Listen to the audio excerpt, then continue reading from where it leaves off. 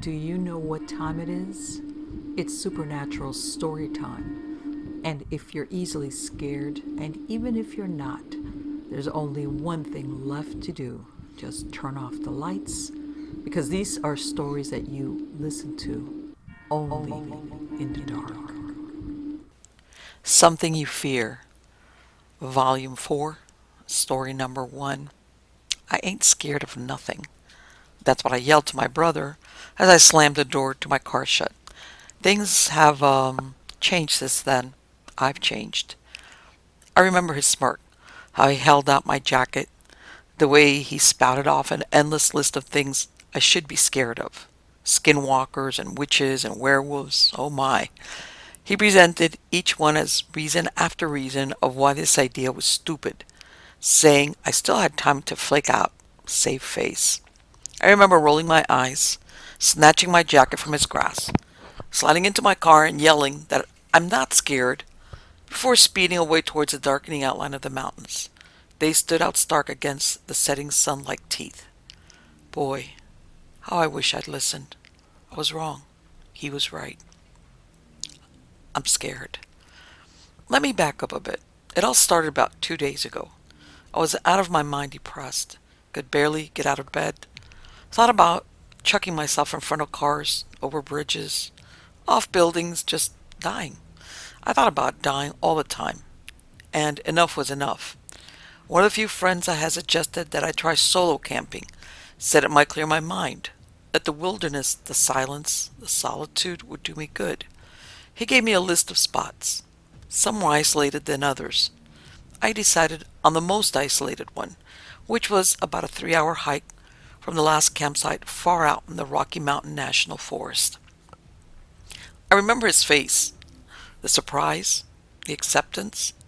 You sure? His voice cracked. I nodded, saying nothing. Okay. I mean, it's a pretty secluded place, especially for a first-time camper. He shrugged, but then again, it's a beautiful spot.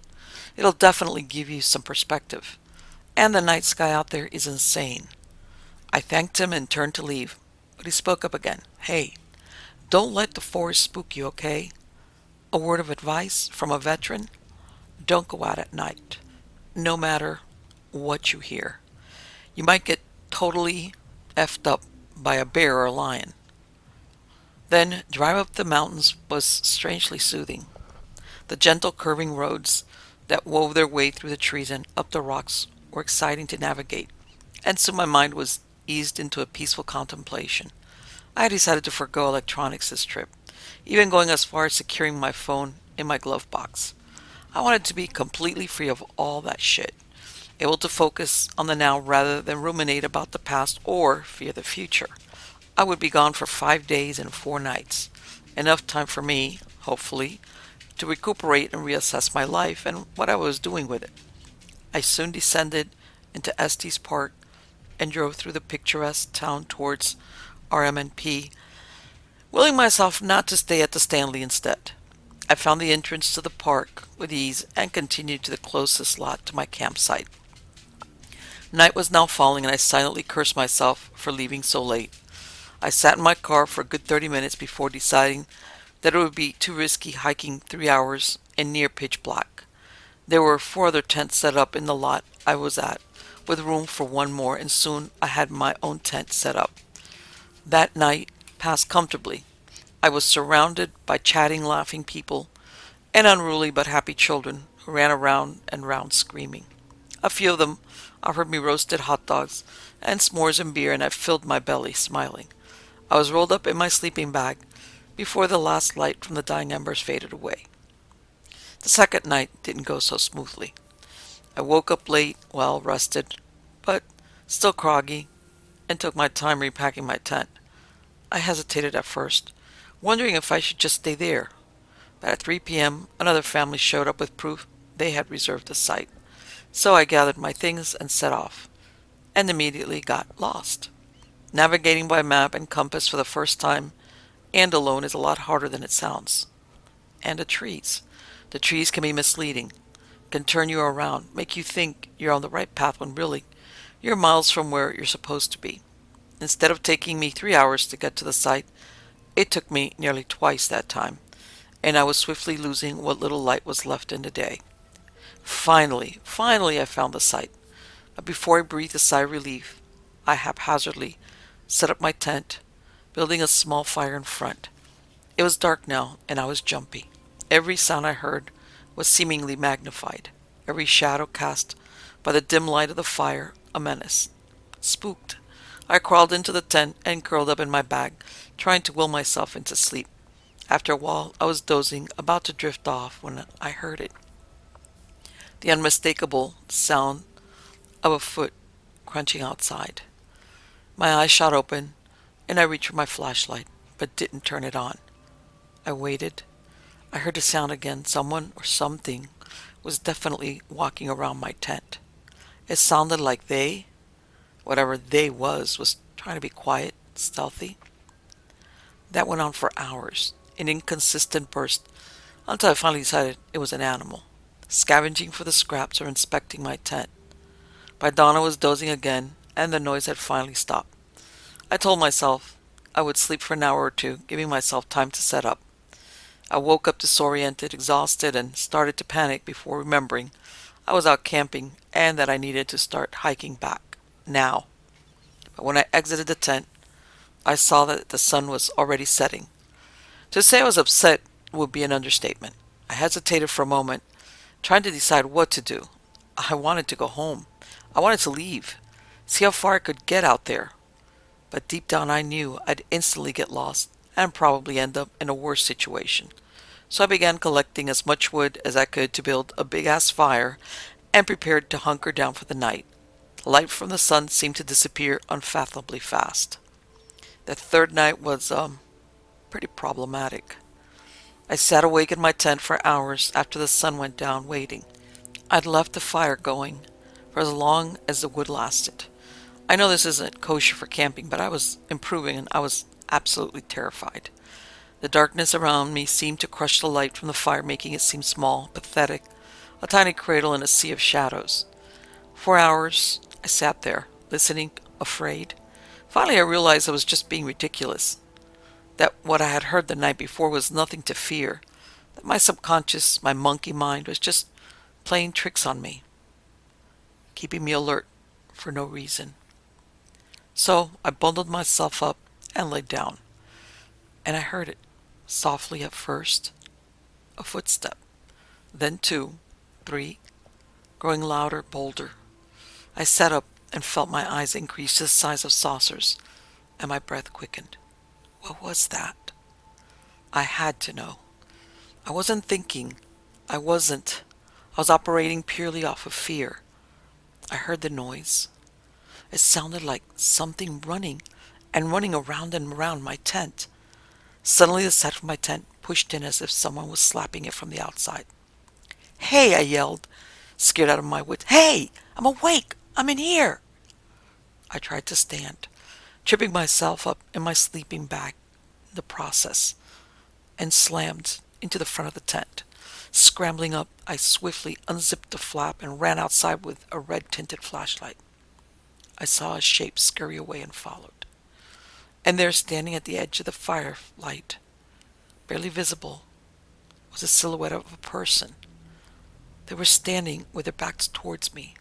Their arms were hanging in strange positions by their sides, their head pointed straight away from me.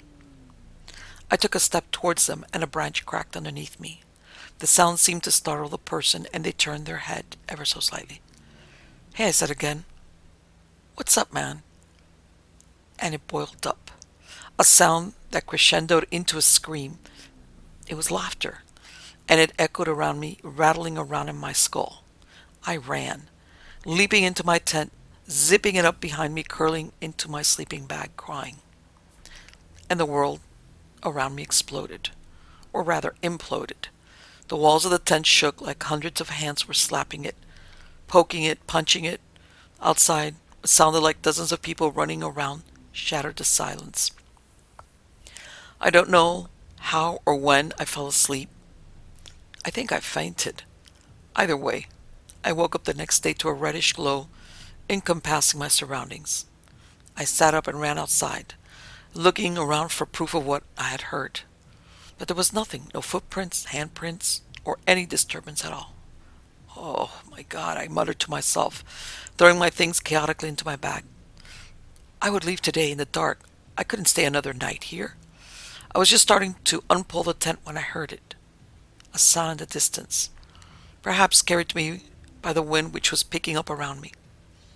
Help me! Help me, please! Oh God! Oh God! Help me! I reacted more out of instinct than logic, began running towards the sound before realizing that I in no way was in a place to help whoever was screaming. Still, I tried to locate the source of the sound, following the voice for about 30 minutes. Where are you? I yelled, looking around me through the maze of trees. I'm here! Where are you? Quickly the screams descended into a deep, unsettling laughter. Scared out of my mind, I turned and ran back the way I came. By some miracle, I made it back to my site, grabbed my pack, and uprooted the poles of the tent, thinking that I would just roll it up and carry it back instead of taking the time to fold it neatly and shove it into its bag. Around me, the mountains loomed up like fangs, like I was about to be swallowed whole by a monstrous mouth.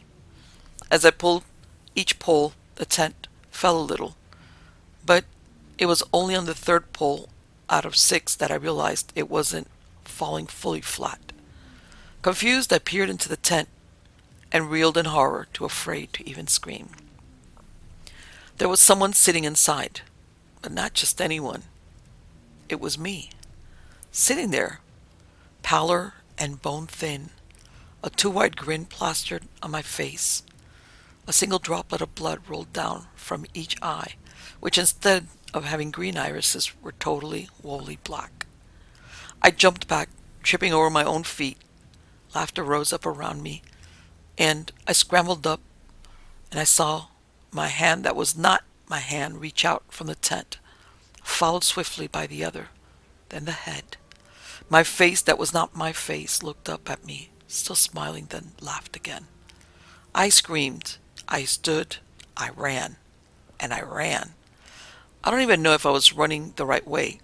I couldn't even use the sun anymore for guidance since it had almost fully set. I ran without looking where I was going. I kept looking behind me to see if I or that thing was following me. I could feel the trees scratching me up, pushing against me like they were trying to hold me back, hold me still until that thing came for me. Suddenly a light flashed in my face, and I ran into something solid, something black, something that wrapped around me. I instantly cowered, hiding my face in my hands. Shit. Oh, please God, no, no, no. I heard my own voice, terrified, shaking. Hey, hey, hey, calm down. It's okay. You just scared me. Calm down. What's wrong? I looked up and into the worried gray eyes of a human face. The face of a middle-aged man, to be exact. He was holding me up. The flashlight he was using lay fallen at our feet, creating strange shadows behind us. I looked back, fearful of what I might see, but there was nothing, only trees, swinging slowly in the slight breeze. Hey, he said again. Was that you? Screaming? I came out here to check. I couldn't speak. I was too terrified. I shook my head.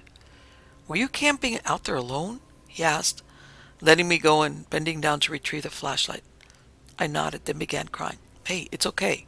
It can be spooky out here. Come on, my car is right over there. He gestured with his head back behind him.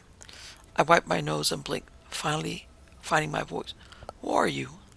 He glanced at me, then away. I'm a park ranger. But it didn't look like one. He was wearing a smooth black suit, black tie, and white shirt. And his shoes were polished leather, not hiking boots.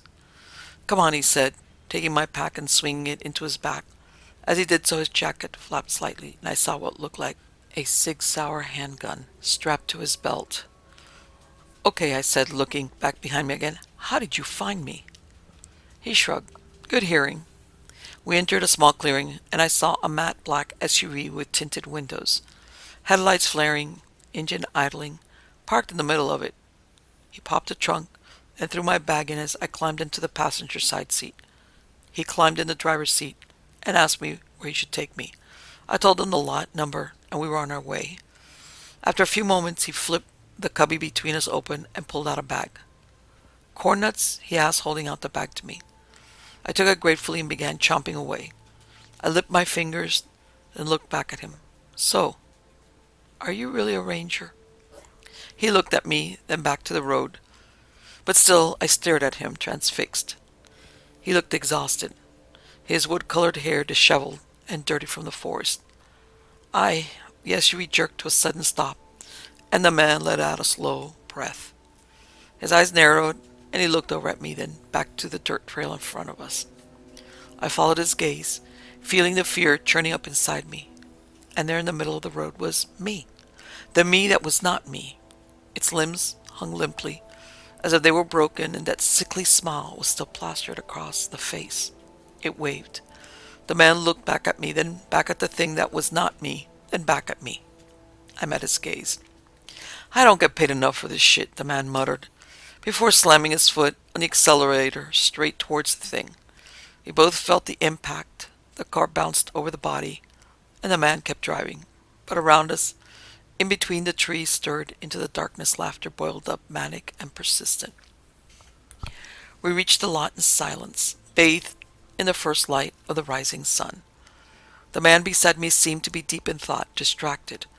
I was still scared, but hopeful that whatever that thing was, it was now dead, crushed by the car, or at least so badly wounded that it would soon succumb. The SUV slowed to a stop, and the man popped the trunk and hopped out. He walked to the back and grabbed my pack as I jumped out. He handed it to me, and I took it, then thanked him for everything. No problem, he said. All in a day's or night's work. His lips quivered as if he was about to smile. I turned to leave, but he spoke up again. Hey, I turned to face him again. If you ever want to talk about what you saw, or just talk, call me. He held out a card. I took it and looked down at it. It was matte black and only had a single number written on it. There was no area code. Then I began, but I heard a door slam and looked up. The man was already back in his car. He waved at me, then sped off, back the way we had come. Back towards that thing. I shoved the card in my pocket, climbed into my car and left, breathing a sigh of relief.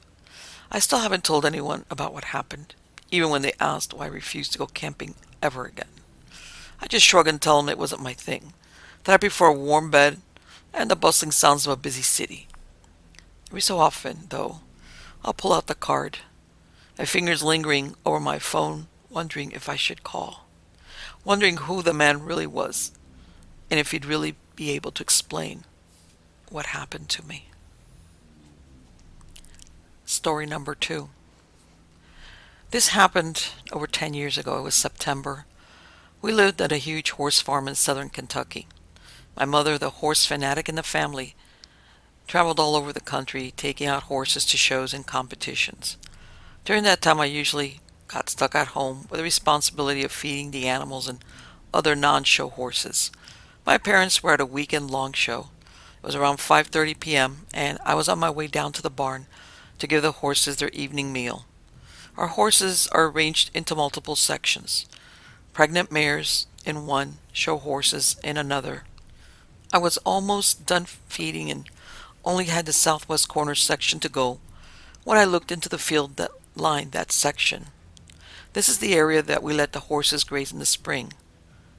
And I saw something that I really can't explain with words. It was far enough away that I couldn't make out facial features, but I could tell it wasn't human. It was standing upright, two legs that seemed to be on backwards, instead of the knees going forward. They went the opposite way. The closest thing I can describe to it would be like a very thin, hairless horse standing up. I didn't notice any arms, but with how far away I'm assuming they could just have been close to the body, and that's why I didn't see them. It scared the hell out of me, but I don't think it saw me. It looked like it was watching my house, which was about 100 yards to the northwest of there. I kind of just stood there. I didn't really know what to do, so I just kind of slowly started backing up until I was back in the barn. There's a small part in the barn where there are a couple of missing boards that you can easily see out of, so I stood there watching it for a while. I didn't want to try to go back home because I was worried it would see me, so I just waited. I waited for what felt like forever, before this thing kind of turned around and walked away into the woods. The way it walked was the scariest thing about it. It was so unnatural. I waited a little bit, then ran back to the house as quickly as I could. The next morning my parents got home, so I didn't have to feed the horses again after that. I've never told anyone about this either, but after discovering skinwalkers, I'm wondering if that was what I saw. After this incident, I've never seen it again, nor has anyone in my family ever mentioned seeing anything like that. Next story. I grew up in rural southern Kentucky. My parents lived in a neighborhood down a little valley, lots of open rolling hills, which was surrounded by woodland on most sides. It was freaking awesome for a kid. Tons of room to ride ATVs and explore. My cousin, we'll call him Brian, he was my best friend. We'd spend most weekends together. That typically consisted of staying up late playing video games and watching Mystery Science Theater 3K. Well, sometime during the fall of my third grade year, we decided to go outside late one night to do whatever the hell third graders do in the sticks at midnight. And let me give you an idea of the layout. We had a big front yard which sloped down to the basement entrance. The slope was seriously maybe 40 degrees. It was nearly impossible to walk down. At the bottom edge of the yard, we had a doghouse where our German Shepherd and Beagle slept. The back and sides of the house were surrounded by several acres of fields, which all sloped down and could be seen plainly from anywhere in the yard. Got it? Okay. So we're sitting in the front porch, bullshitting. There's a full moon and everything is sublimely still. We got bored, decided to go in and play Sega, but we have to sneak through the basement door so we don't wake up my parents. As we walked around the house to get to the door, we stop at the top of the slope. Both of the dogs are going absolutely batshit insane over something. Out in the field, maybe 75 yards from us, is something as big as a small car, solid black, sprinting a good 25 miles plus per hour. No shape that we could discern. Had it not been for the moon, we'd never have seen it. We run down the slope because we can't resist gravity, and slam the door shut, lock it, put a couch in front of the door, and prayed. Neither of us had any clue what else to do. We didn't tell our parents about it the next day. We'd figure they wouldn't believe us. Fast forward to my senior year of high school. I'm talking to a teacher on a school trip who was well versed in local ghost stories and general weird shit. I tell the story of the blur, as I'd taken to calling it. She tells me that she's heard numerous accounts that were almost identical, stretching all across southern Kentucky, going back almost 30 years. Reports of a large black creature gliding through the night, generally just killing animals, lots of unfortunate animals. It was pretty messed up to hear someone give credence to what I'd known for about all those years. That was almost 10 years ago. This summer, I moved back home with my parents for a few weeks. And then I started really thinking about what was out in those woods. And what if I saw that thing again in the fields? And that's when I promptly moved out of the sticks. Next story. The name is Alex. It's a generic white boy name, I'm aware, but I was actually born and raised in a small town called Chinle. Chinle is nestled deep in the arid mountains of the Navajo Nation in the northeast corner of Arizona. While many Arizonans small town embody some sort of nostalgic Americana feel, this cannot be said for any town on the reservation. The reservation, Chinle included, was rife with poverty, alcoholism, abuse, and social isolation. It's the closest you can get to hell within the United States. So perhaps it isn't any wonder that after buying vodka from a friend at the age of 16, I was merely wandering the outskirts of the town, taking swigs of vodka. My father was abusive, my mother dead. I had no real reason to return home for the night, nor did my father have any reason to care if I returned. I had a bottle of vodka in one hand and a gun in my jacket pocket, in the off chance some shit went down, as it tends to on the res. The night would have been memorable even without my petrifying and life-changing experience, as it was a frigid March night, temperatures below freezing. A light dusting of snow was falling from the pitch-dark night sky. That's the one benefit of the Navajo Nation, clear night skies. But it's truly akin to finding one diamond in 50 acres of shit. I walked in a lackadaisical fashion alongside a two-lane road, a rural road on which few ever drove. I heard rustling noises in the bushes to the left and spotted a coyote.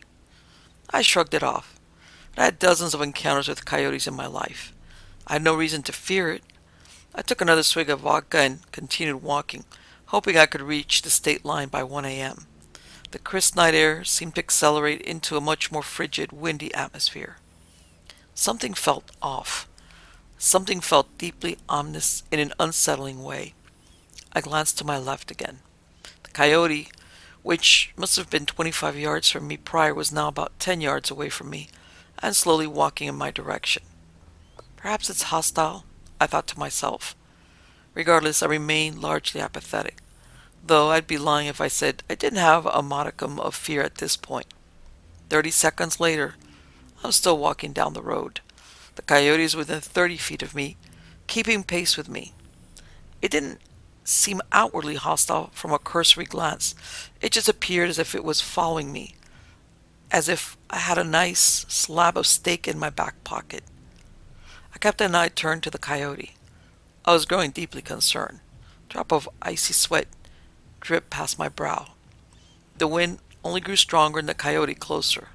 I considered my options and quickly realized that if I didn't act quickly, I was going to be in a big problem.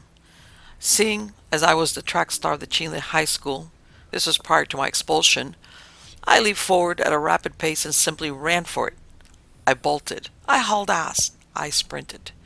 The coyote remained walking momentarily, as if he didn't want to bother some drunken teenager sprinting through a frigid desert. And the coyote rapidly picked up his pace, and within seconds was a mere few feet behind me.